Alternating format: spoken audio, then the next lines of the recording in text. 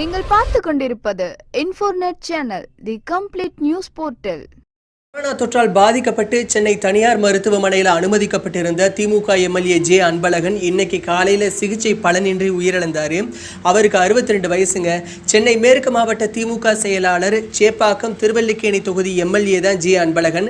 கடந்த 2ஆம் தேதி மூச்சு திணறல் காரணமாக சென்னை ரேலோ மருத்துவமனையில் அனுமதிக்கப்பட்டார். அங்கே அவருக்கு கரோனா பரிசோதனை மேற்கொள்ளப்பட்டுச்சு. அதில் அவருக்கு கரோனா இருக்கிறதா உறுதி செய்யப்பட்டுச்சு.